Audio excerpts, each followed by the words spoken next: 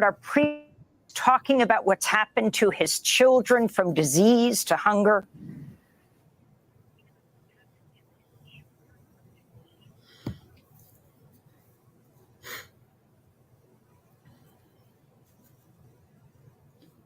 Your final comment. Look, you have a reality where 9 out of 10 households in North Gaza have gone. You have a reality where 9 of 10 households, according to the World Food Program in North Gaza, have been without food for a whole day and a whole night. Imagine families that have to spend hours or more a day just to be able to get a couple of pieces of bread to feed their family. We're seeing hundreds of bodies pile up a day and airstrikes. We risk seeing that or more in the days ahead if there isn't urgent action by world leaders to end these atrocities. Omar Shakir of Human Rights Watch, we thank you so much for being with us. And we wrap by saying happy birthday to Renee Feltz. The viewpoints expressed in this program are the opinions of the people expressing them and are not necessarily those of Fresh Air Incorporated, its staff, or its board of directors. Hi, this is Al McFarlane, host of The Conversation with Al McFarlane. You're listening to 98.3 FM, KFAI, Minneapolis.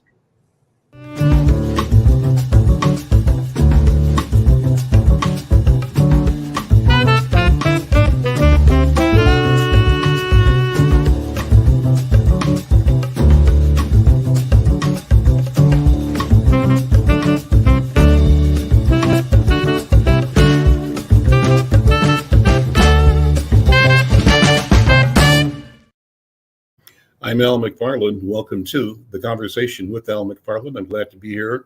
Glad to have you along as well. Kudos always to KFAI. What a mighty, mighty resource, bringing Amy Goodman and other rich, impactful voices to us every day here in community in Twin Cities. Well, today we promise you our own robust conversation. I believe we're going to deliver on that.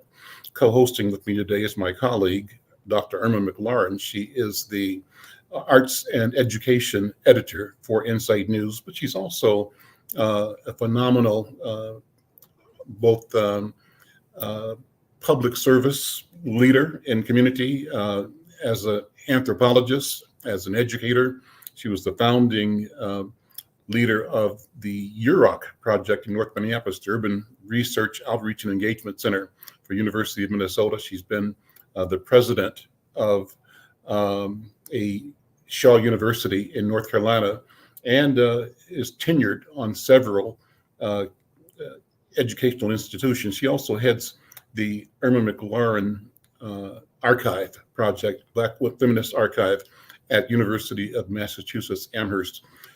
Irma, today we're going to talk about diversity, equity, and inclusion.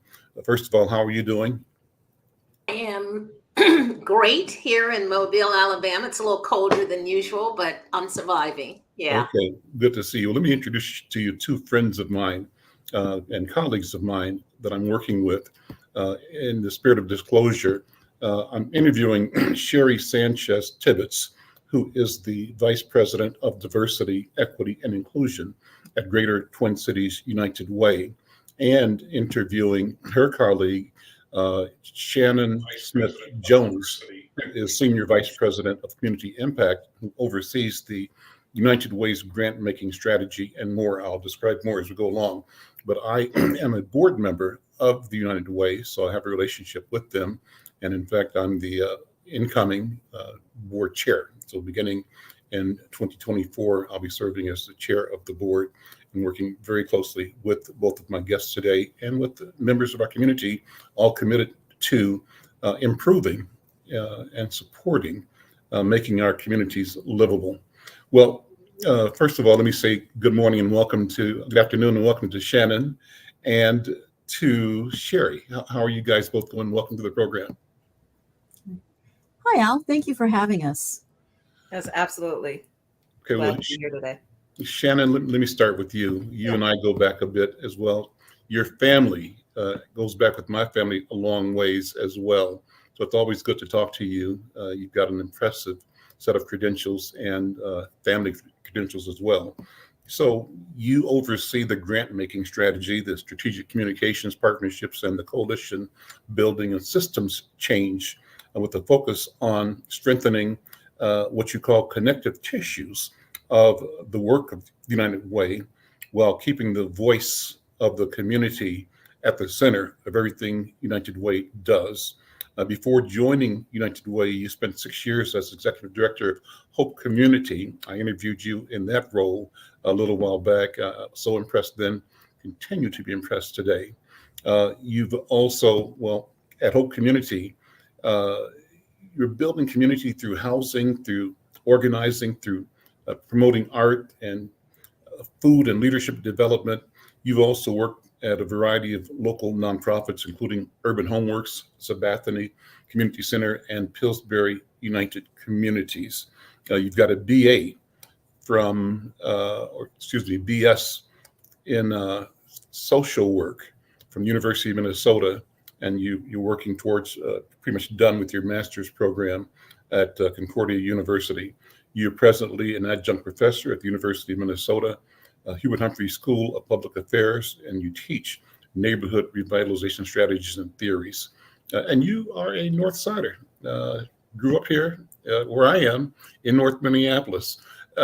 First, talk about your work, your role, the short version of your leadership position at Greater Twin Cities United Way.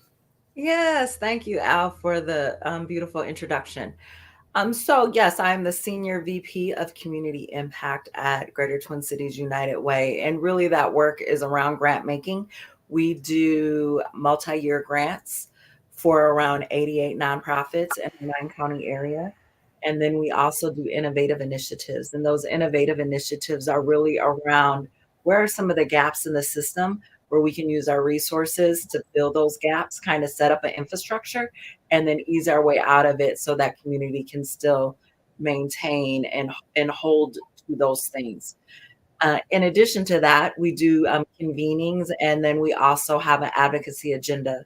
The advocacy agenda, how I think about it is, how do we extend our impact through advocacy? So if housing is part of that, how do we make sure that the policies and practices in government are going to extend our impact, whether it's through financial or policies that are going to set up our community members for a better tomorrow?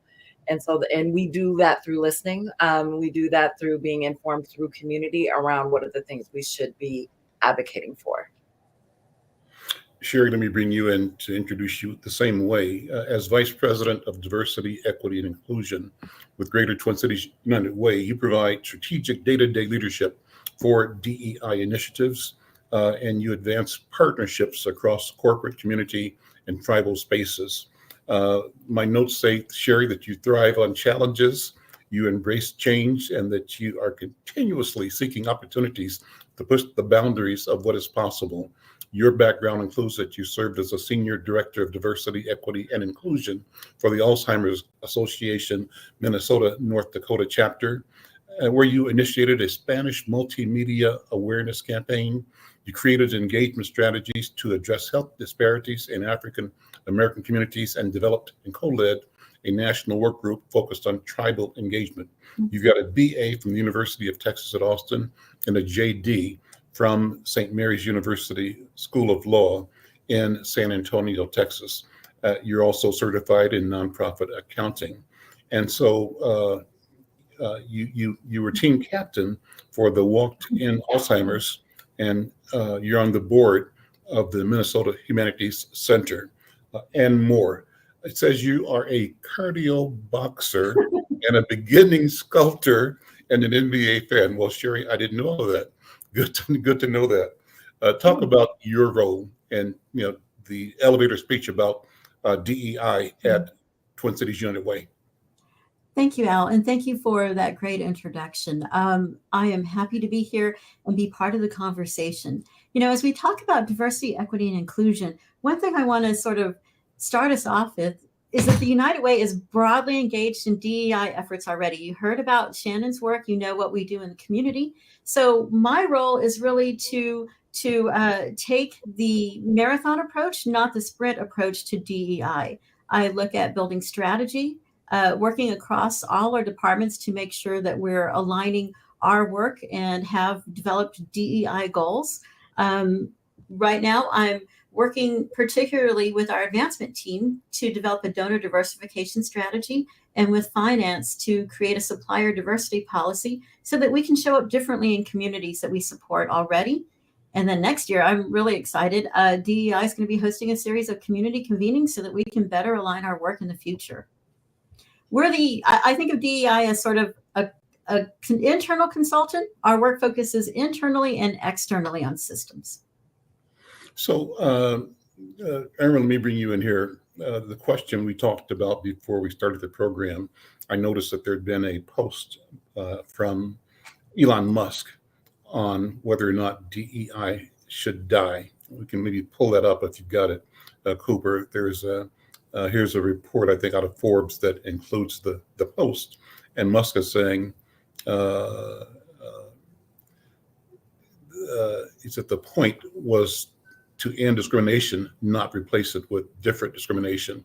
What do you think about that, Irma? Talk about that. What's the background on this? Well, I think it's a diversion, and it's the same kind of strategy or interpretation that was used when affirmative action first came onto the landscape.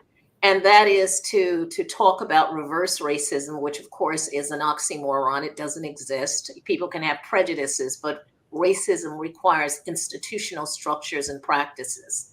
And so this idea that somehow affirming and practicing equity or practicing affirmative action, which is a corrective to centuries of inequality, is somehow the same thing as white supremacy oppression. It's not. But when you have someone like this who is high profile making these kinds of assertions, people don't dig much deeper than what is said. And that's unfortunate because it really is a misunderstanding of what people are talking about. And I think when we hear from Sherry and Shannon that they will, help us understand, what is exactly DEI in practice? What does it look like? And I'm speaking as someone who was a former chief diversity officer at Teach for America, so I have some thoughts on it, but I'd love to hear what they think. Let's start right there then, Sherry. That's a good point of departure to have you go back and talk more about what DEI is and what it means in the context of our organization, Greater Twin Cities United Way. Yeah, thank you, Al, and thank you, Irma, for setting that up. I just kind of want to go back to that tweet. We hear so many people crawling out from underneath spaces claiming that DEI is dead, that it's a form of racism. And that's not the case. That's because they don't understand what DEI is supposed to do. And I think what we're going to see moving forward is we're going to see some people who are bold, like the United Way, who are centered in their values and have determined that creating a workplace and really a community where inclusion, belonging, and accessibility are foremost and centered, we're going to see more bold action around that. There's still going to be some challenges, like Irma mentioned, but I think we're also going to see people really looking at their values, corporations and organizations, and deciding to take those values and translate them into policy and actions moving forward.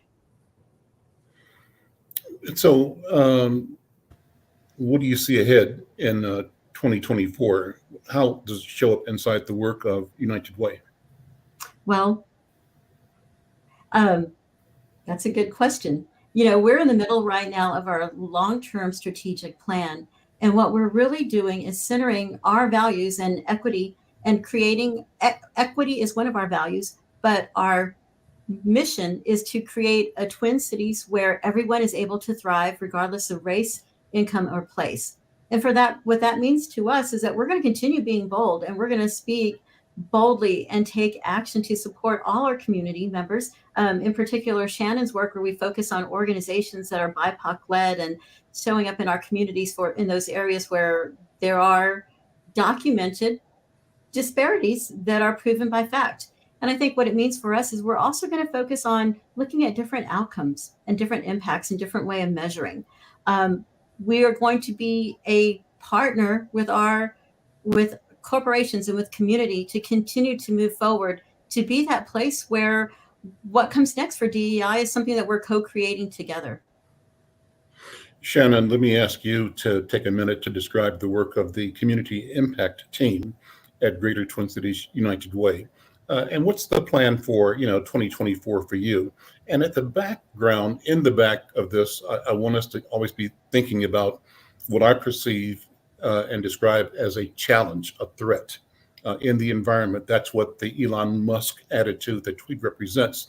And there is, from my point of view as a communicator, an editor, a threat worth paying attention to. If we fail to, we will find ourselves locked out, pushed back to the margin again, and all the work that we've suffered for and struggled to achieve disregarded and starting over again. So talk about the community impact team and its work. And in the back of your conversation, refer to the importance of really, as Sherry said, standing up, showing up, and being intentional in reflecting the values of DE&I. Absolutely. Intentionality is a must. Like, as many people know, Minnesota is leading, right, in disparities in terms of our BIPOC community and white communities in terms everything in education, incarceration, home ownership, wealth. And so there is a huge gap that's living in our community, and we have to be intentional around closing that gap. What that looks like is investing in nonprofits that are intentional about transformative work, right? I'm not thinking like transactional is needed, right? We need to feed people, we need to clothe people, but what are the things that are going to transform lives? And so who's closest to community? How do we support those organizations that are on the ground, that are doing amazing work, and partner with them so that we can give them the tools and equip them, whether it's financially or through our innovation work, that allows them to show up in community in a way that's meaningful. In addition to that, I already talked about the innovation work, but we are also 211 and 988 fall underneath my purview as well, right? And so 211 is the biggest first call for help in the state, which goes beyond our 9 counties, right? So we are connecting with nonprofits across the state around who has the biggest needs and how do we support them and make sure that when people need things, they can find someone to call that is going to connect them with local resources. Sherry spoke about convenings around some of the DEI work. We're also planning on having some some community convenings around some of these gaps, like where the conversations having around incarceration, around being unhoused, around mental health and suicide that are happening, and who are the people that need to get at the table, so that we get these conversations happening and going and bringing that up. Right now, post George Floyd, post COVID, we are seeing something in Minnesota, and those are on ground zero with George Floyd. It has manifested itself in a very hard way, right? And our community, they need some resources so that we can move from this like day-to-day struggle and like continue to move up where people are thriving in community. And so we want to be able to resource that work. And can I just throw in a model, because I think UROC was doing this, 14, 15 years ago. We started with community affairs meetings once a month that the community could come in and ask any question, talk about the issues that were concerned to them, so that we had our ear to the ground before we even had renovated the building. And Makeda Zulu Gillespie, who's now the executive director, was my community coordinator. And the fact that she came from that community, I think, was important and gave us a level of credibility. Hawana Jansen was the person who was, sort of working with the university. And ironically, the most opposition came from inside the university. People didn't want to give up power. And I think that's really what is underneath all this, is that we're talking about a redistribution of wealth and power. But there is this idea that somehow it is a finite piece of pie, and that we're all scrambling over these finite pieces when the pie is bigger. There are people in Minnesota, especially, which has one of the wealthiest, given the businesses that have started there, it has tremendous wealth, but it doesn't trickle down, And I think that's some of the critiques that they've gotten when they've gone for funding, is that you have great educational systems, but it's not getting to the people who need it. You have great, resources, but it's not getting to the people who need it. So what does it take to get to the people who need it? And what we did was a community-based research project. And it was looking at the mortgage foreclosure, which has had almost the same impact that COVID and the George Floyd event has had. People were committing suicide, people became unhoused, people became financially, strapped and indigent. And what happened is that most of the resources were focused on financial literacy. As if people were too stupid to understand, what was happening. And sure, there was some financial, elements of illiteracy, but for the most part, people were really duped into believing that these mortgages were going to actually help them. And you had people who were very smart, and I remember that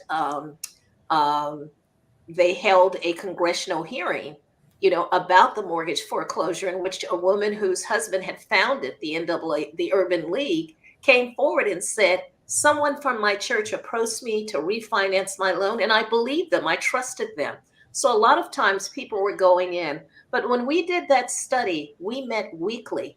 Anybody could come in and ask questions and learn how to do research methods. We did content analysis of newspapers. And what we found was that North Minneapolis in particular, 56% of all the mortgage foreclosures happened in 3 zip codes in that area. That it's the same thing that had happened previously when we had the other mortgage crunch. And so there's a pattern where certain communities are always impacted adversely. And for me, what it takes is the kind of leadership that you all are demonstrating. My experience has been that DEI cannot be successful if it does not come from the top leadership and if the DEI person is not reporting to the CEO. Anything less than that, it's just a figurehead. Shannon, jump in here. You mentioned 211. What about 988? What's that project? Just for background. And then, in response to Dr. Irma's comments there, where does the question of culture and race and class enter our work at Greater Twin Cities United Way? Yeah, thank you so much for all of that, Dr. Irma. As a lifelong Northsider, all of these things resonate with me, and I remember these processes. So 988, to answer your question, Al, is a suicide hotline. And so it was a 1-800 number. We now have gotten that under. We have a strong infrastructure to be able to be a first call for help in many ways. And so this is the number that people call when they are really having a hard time, and for us to be able to talk them through some things until we can maybe give them a warm handoff to someone else or get them through a moment. And so how did 211 and 988 wind up at Greater Twin Cities United Way? What makes this organization uniquely capable to deliver the responses needed in a responsible way? Yeah, 211 has been around for a really long time. It precedes me, right? And we had outsourced it for many years and then brought it back in-house. And 211 allows a level of infrastructure and connectivity to community that most organizations do not have. So we have the majority of Minnesota. And if you think about, to be able to answer calls for the majority of Minnesotans for a first call for help is huge, right? It gives you day-to-day information around what's happening in what community, who needs what, where are the resources, what's going on. So we get that. That infrastructure allowed us to really be set up as they were trying to systematize and kind of universalize a 988 number here. And we already had the infrastructure and able to be able to do that. So it gives us really good connections in community, and helps us. The 211 and 988 really can kind of work in tandem because of the relationship building that we're able to do in both of those spaces. And we have the infrastructure to be able to do it. You asked an additional question, Alan. I think I'll come back to it. Okay. Speaking your previous remarks, you talked about your connection with some 80 or so community partners. Talk about those relationships, because it seems that what's emerging here is this idea of connectivity, of how we work together and collaborate And so what is the collaboration strategy? You said that Greater Twin Cities United Way makes grants to some 80 organizations. Yes. And is it just handing a check, or is it more than that? It's more than that. And Dr. Irma said something like around this fighting over resources. I strongly believe there's enough, right? We have enough. And we are all oftentimes fighting for the same things. And so when we can collectively get into the same room and understand that many of our needs are overlapping and that there is enough, that connectivity can allow for those conversations to happen. Right. So these 88 relationships or grants, and we call them funded partners and non-funded partners because we believe we have partners in community, whether we are resourcing them or not, are really around one, we give multi-year grants to these. And my predecessor set that up. She did an amazing job doing that because it's really helpful to nonprofits to know we got resources coming next year too, right? It makes it so much easier for those that are on the ground doing the work that we're setting them up like, hey, we know there's still money coming next year. That's one thing that you don't have to worry about. So that sets up organizations for one. We're intentional around making sure that we are funding organizations in the communities that are most needed that tend to be BIPOC communities. So BIPOC led, BIPOC leadership. We're being intentional and bold, as Sherry said, in declaring that and saying this is the way we're going to move. We can be thought partners. Like, what does it look like for us to show up? We can be conveners. These relationships go beyond just writing a check. If people have a question and they're like, hey, I want to understand better this thing, we're asking those questions and we're engaging in those conversations. And then again, one of the things I said earlier, Al, is the convening piece, right? So what are the conversations that need to be had? We are in a situation where we can bring thought leaders together, where we have all these relationships that we can use that skill set that we have and that access to be able to bring meaningful conversations back into community.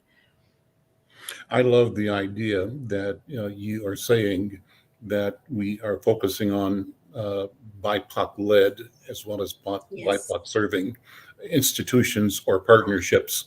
And the reason I like that, the reason I think it's important, really leads to the question that I ask, and that's about how do we keep conscious about and intentional about culture, about race and class in this important work that we do. Now, I've been a critic and I remain a critic of processes and systems that manage poverty in the Black community. Processes that really, at one level, if the cynic in me is allowed to emerge, will say that there's no intention to solve a problem. There's every intention to keep making money on the problem, right? And so I shout that all the time in the newspaper, and I criticize, and I think it's important that the United Way is saying, and other foundations are now saying, we are intentional and conscious about BIPOC-led or Black-led initiatives. So it's not a question of, and this is the other Al McFarlane-ism, I say that we get the misery, they get the money. How do we change that? So that the investment in problem solving is an investment in the problem solving ability in our community, articulated by our community and delivered by our community. And the organization, as you're describing it, is supporting the infrastructure and the capacity, the problem solving capacity of neighborhoods through its organizations. Does that make sense to you? Absolutely does. And so what you have me thinking around is like our systems, like even means testing or welfare or MFIP, right? It's like this process, or even housing, where you can go so far and then you like fall off a cliff, right? And you're like, you're forced to make these false choices. Do I take a promotion or do I keep my food support? We're having community members are having to make these decisions that they shouldn't have to make, right? And so our work is one to like help the organizations that are supporting those community members and family members in that moment. And then also go upstream and look at the policies that are creating what you're talking about, Al, is this like funding of keeping people in a place, right? And I always ask the question, how many people are getting paid on the backs of poverty? How many people? A lot. I know. A lot.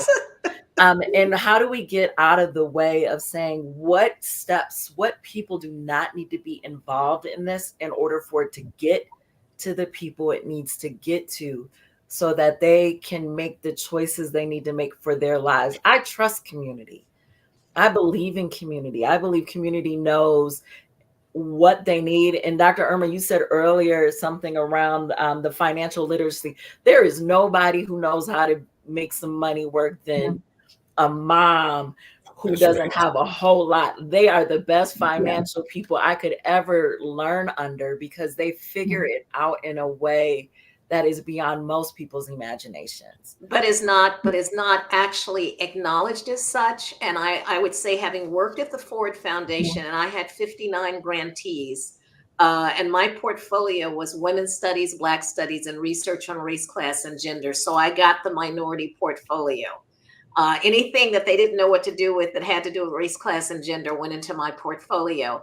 And what I found is that as I was learning about navigating, I learned from the guys at Princeton things like, well, if your institution gets the grant, have them put it in an interest-bearing account. They were the ones who told me, write it into our grant so that the interest from that we can then put back into the program. So I started sharing that knowledge. I think one of the things that happens, and the Chronicle of Philanthropy has been pretty, I would say, transparent about the fact that foundations have actually been some of the main purveyors of inequality. They have not funded BIPOC organizations in the same way. They've not given them structural support in terms of operational funding.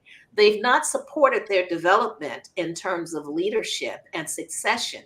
And so people may do good work, but then once that leader leaves, it kind of falls apart because there wasn't that investment.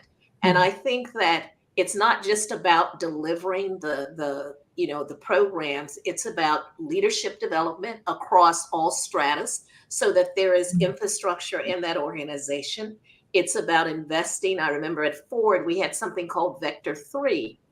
And it was about how organizations were going to have to document, and they were going to have to, these financial accountings. And I'm like, does anyone see a problem with this, where the people who have the least resources are being asked to do all this extra work, but you're not putting any extra money in for them to do that?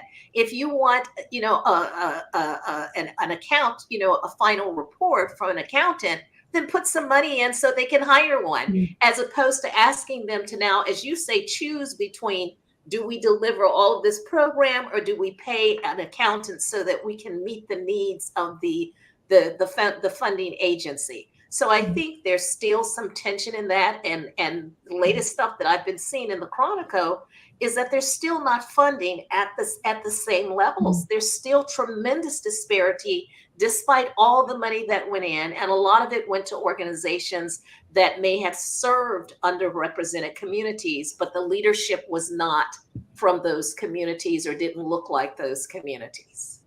Dr. Irma, you brought us back to a full circle around why DEI is needed. You talked about systems that are set up to disadvantage people. You talked about hidden rules for navigating those systems. And you talked about under-resourced for community organizations. Back to where we started at the very beginning around why that tweet around DEI. And I would add to that, Sherry, this is where Sherry and I work in tandem well, right? Because what you're talking about, Dr. Irma, is a disinvestment in community. When you talk about, I'm going to continue to fund organizations that have always been funded so that they can build out their leadership pipeline, so they can grow their infrastructure, so they're set up to be responsive when a RFP comes out, and then the ones that are don't have the infrastructure, and then we're like, why don't those organizations ever tap in? Well, Yeah. because they haven't been invested in, right? So that's that work. But the other piece that I feel like you touched on is the how you do it. Yes. And the how is investing in your staff, investing in vendor diversity, investing in how you're showing up internally, so the internal work is reflecting the external work. And that's how Sherry and I are like, how do we tackle this in a holistic way between both roles? Well, I would and I say think one part of of the that, best, oh, sorry, go ahead. excuse me, there's a little bit of delay. I just to Shannon's point is that if you're effective at doing DEI work, it's not a check the box add on. This is a DEI space over here. It is fully integrated in every way and everything that you're doing, whether it's our investment in community or our development of our staff and our culture internally, as well as how we support community. Dr. Irma? No, Please. I would simply say, we also should not get caught up in terms. I was doing DEI work decades ago, and we didn't call it that. In fact, I have found that sometimes not having DEI in your title is better than having it in, because you then become sort of a target, right?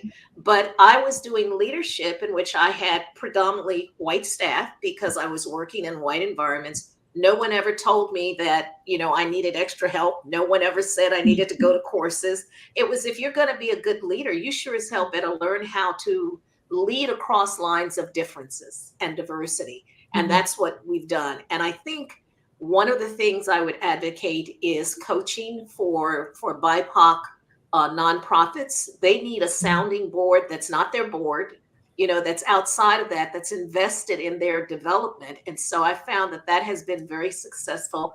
And I would say that that's the one gift that the University of Minnesota gave me.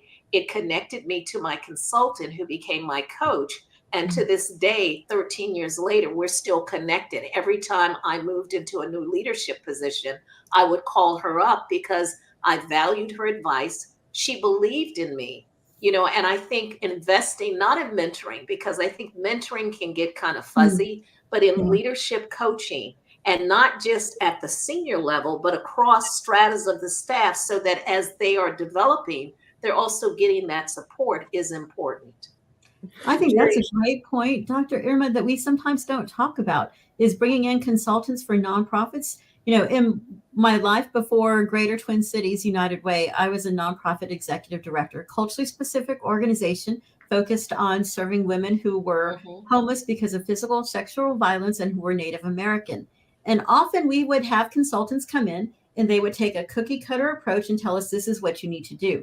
They didn't spend the time to understand our community or the organization's history, or even the extra challenges that sometimes culturally specific and BIPOC-led organizations face. And I think we don't talk enough about that sometimes. Well, you know what? This is a wonderful conversation. Let me take a break here to say I'm Al McFarlane.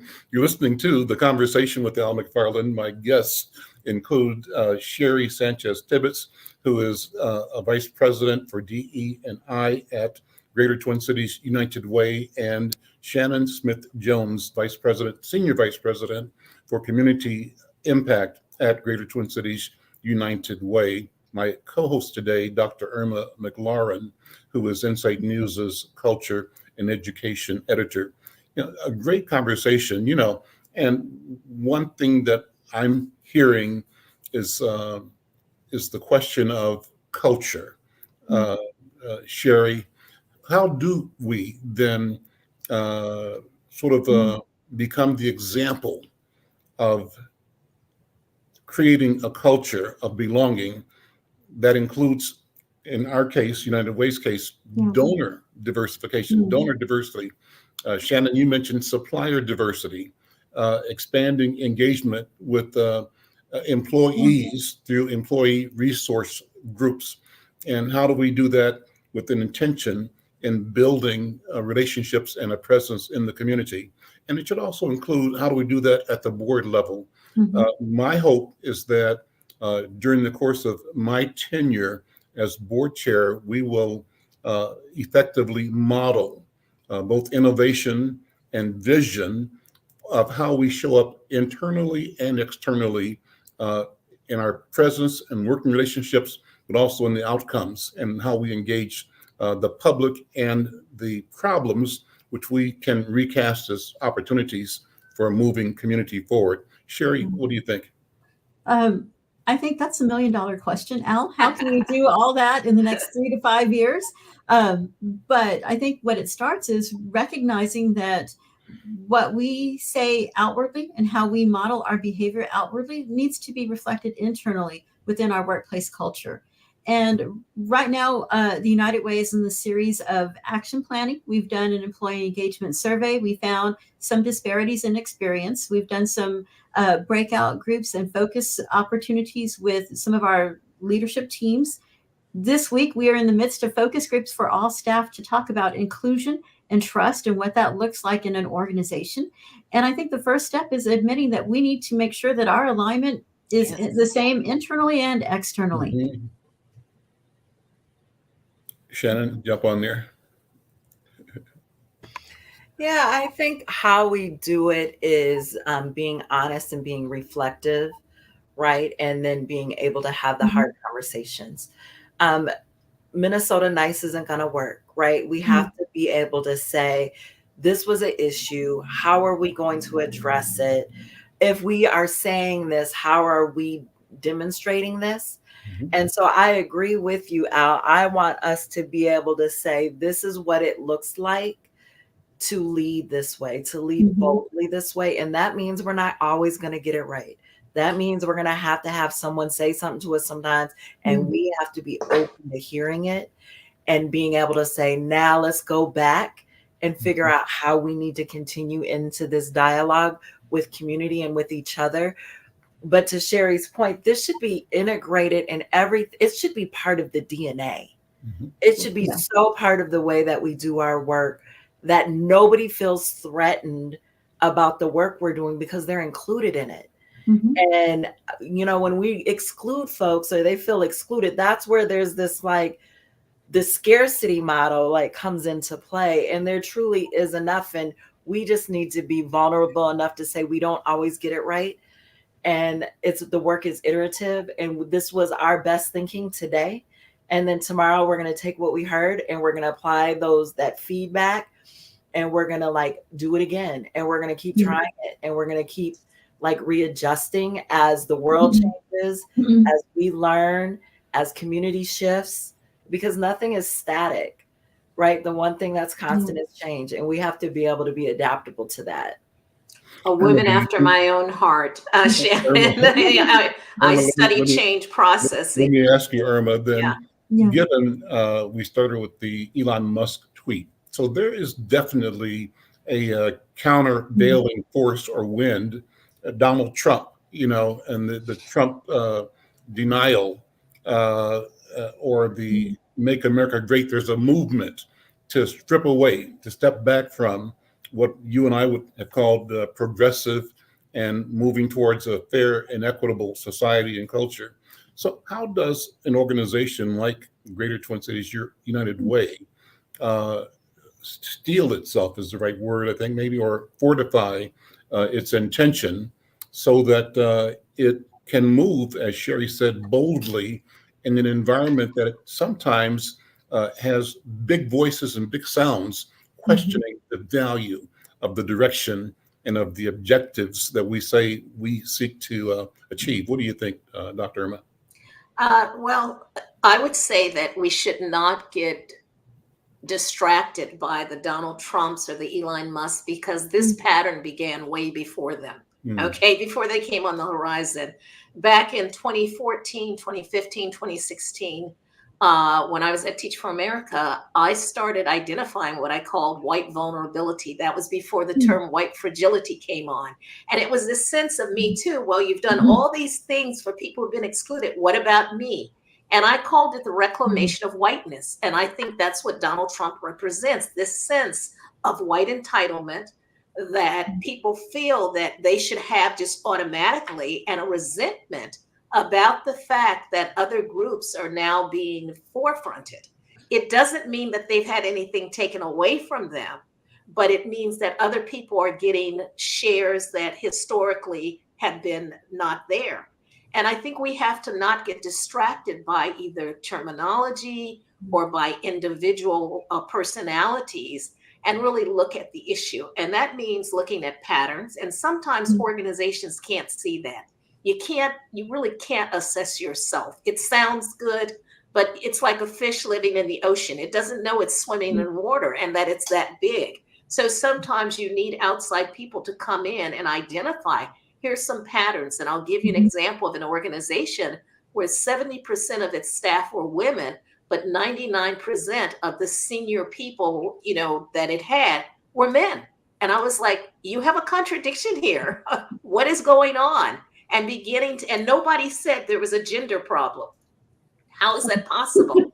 Because they couldn't see it. It had become so normalized. So I think having people who can help you see what are sort of normative patterns that may be getting in the way. I have this, I don't know if Cooper can bring it up, but I have this saying that I have, which is, you change hearts, you change minds, change behavior. And I would add to that, change policies to achieve transformation. You got to start with people being willing to change. Then you give them the information that they need. Then you hope that those two things will lead to change behavior. But I would also say, as organizations, you also have to change policies and practices. And then we're talking about transformation. It takes all of this, to make it work. How Shannon, different is philanthropy now from what we and you knew growing up? When you were a kid in North Minneapolis, for example, and heard about philanthropy, your family's been involved in all kinds of ways over the years, but what was the perception of the role of the philanthropist and that philanthropist relationship with the community? And how has that changed? Is it changing? It's really interesting because I feel like philanthropy, as I've gotten older, I think about it in two ways, right? I think about this, what it felt like white charitable philanthropy, right? Where like folks came into your community, they observed your community, they handed out things, and then they like did the food, food shelves and, did their good deed for the day and then left, right? That has evolved in that space of like, this is not charity, right? This is us being in relationship with community and figuring out how to resource the things that are needed. And that it goes beyond just serving folks for a day.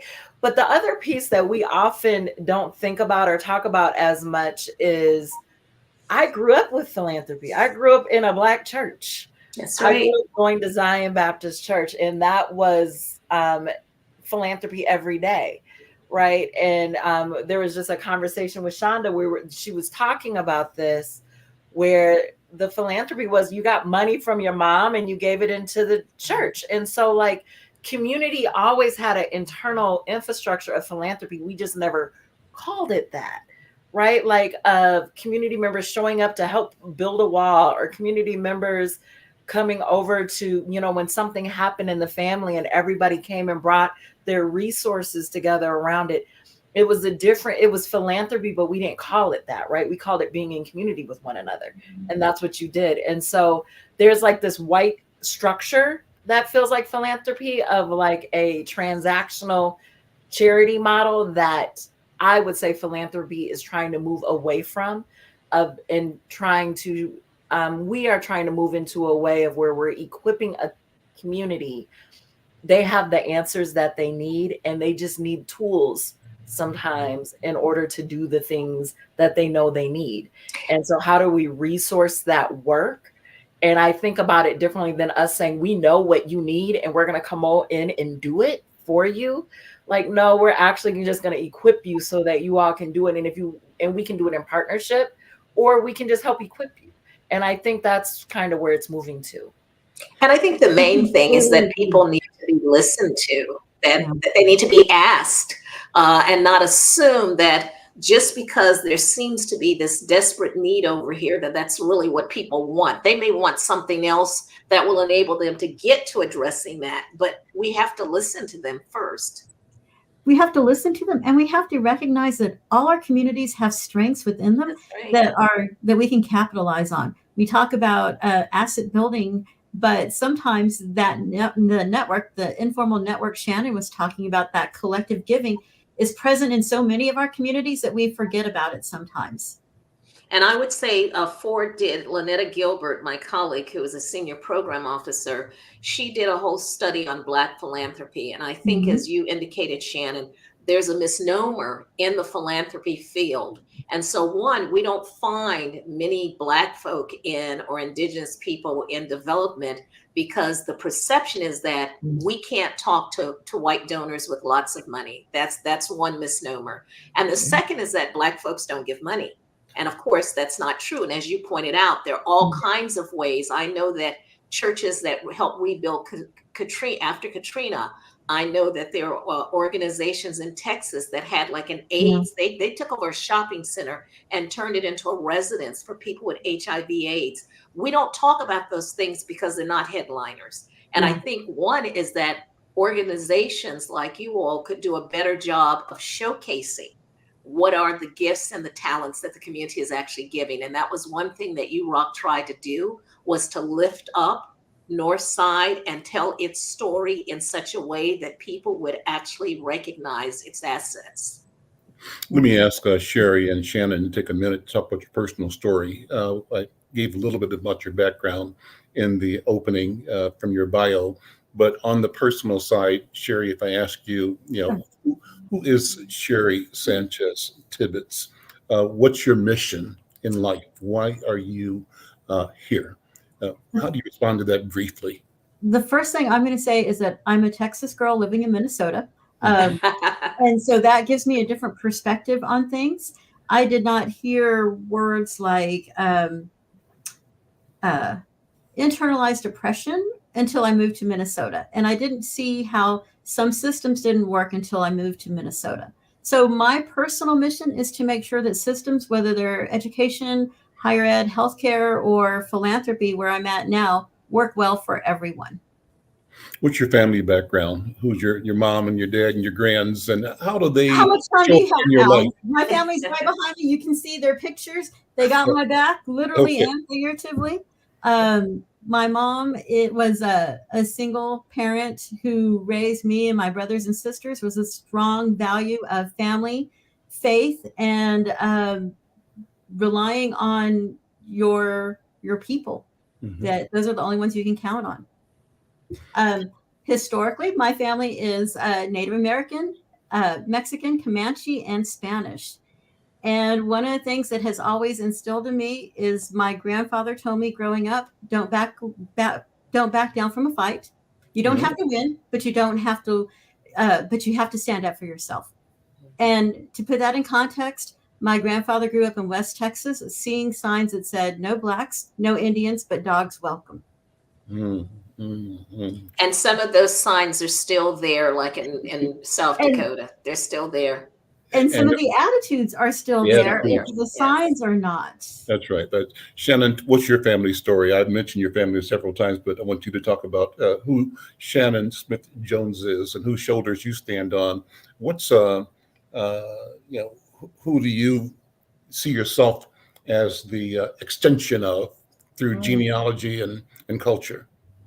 Yeah, well, I'm Larry and Terry Ann's daughter. First and foremost, my uncle was Dr. Richard Green, was the first Black superintendent in Minneapolis. I'm family on my mom's side, Harry Davis. My Aunt Gladys was a social worker at Phyllis Wheatley in Minneapolis. My sister is Shonda Smith Baker, Conversations with Shonda. I grew up, both of my grandmothers were deeply rooted in the church. My grandma Pettiford was a Sunday school teacher.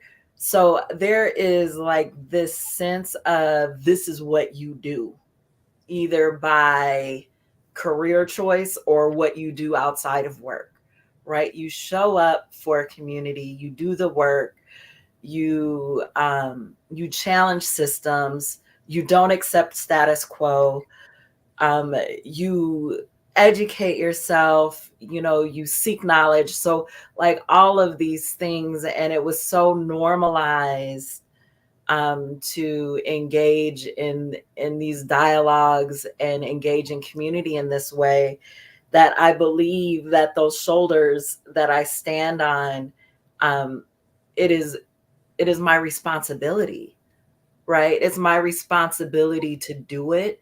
Again, whether it's through my work or whether it's in my spare time, that it's my responsibility to make sure that the children are okay, that the elders are okay, that we are looking out for one another, and that I'm using what I have access to make sure that the people around me can do better because of something that I did, right? So like you always leave a place better than how you found it. And I believe those are the shoulders that I'm standing on, and I don't want to disappoint, right? Like, fourth generation, me and my sister, fourth generation Northsider, me and my sister raised fifth generation. There's a sixth generation around here somewhere, my sisters. And so like, we have a legacy in the work, but we also have a responsibility. That's wonderful. And so, Sherry and Shannon, let's recap. How does this legacy that's in you, that you are, show up in the workplace at Greater Twin Cities United Way? Because it sounds like being yourself, things are going to be a certain way, because that's what and who you are. Does that make sense?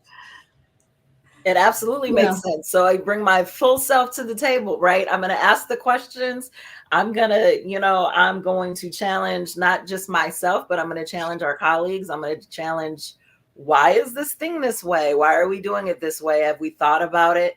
Have we, and I'm curious. So I don't try to lead with assumptions, but really lead in curiosity of like, it might be there for a reason. It might make sense, or it might not. Right. But if we're going to do this work and this is what we say we're about, we gotta be about it. And so that's how it shows up in the work of being always just authentically who I am, asking the questions and doing the things that I do. I don't know how to not be me. Right. So like all the spaces I'm in, that's what you're going to get. Sherry, what are your thoughts on the same question? I think about my family and the responsibility I have to make things better. Our small corner, wherever we live, it's part of what I grew up believing. And I also grew up believing, because my grandfather instilled this in me, that you can do whatever you want to do. And not every system allows you to do that. So it's my responsibility to knock some of those walls down. Irma, what do you think? What are your thoughts as you hear? Yeah. I hear, responsibility. I hear, commitment. I hear community. I hear legacy. And I think all of those are important. I think for me, the question is, are those values being transmitted? Does the next generation, and if not, how do we cultivate that? I think there has been such an upsurgence or resurgence of what Bella and Bella in Habits of the Heart called radical individualism, where people are so inwardly focused. And I think we have to find a way to break that so that people get back to those very things that both Shannon and Sherry talked about, which is that whatever we do has a collective impact, that it's not just what is our individual behavior, but that behavior actually has ramifications, for the people around us, the communities that we come from. And so it means that how we show up is critical, and how we have impact is critical, because it's not just about us. So to be of service, that's something that I've always felt very strongly about in all my work, is to make sure that, one, I was never the only one. Oftentimes, I'm a segregationist baby, so I grew up in segregation, but I always never wanted to be the only one, even though often I was. But to try 10 seconds. Try and find ways to open the way for others to come behind me. Absolutely. Thank you, Irma. Great program, great conversation, Sherry and Shannon. Let's keep this conversation going. I especially want to use this platform to elevate the work of our partners in community. I'm Al McFarlane. We'll see you next time. Thank you.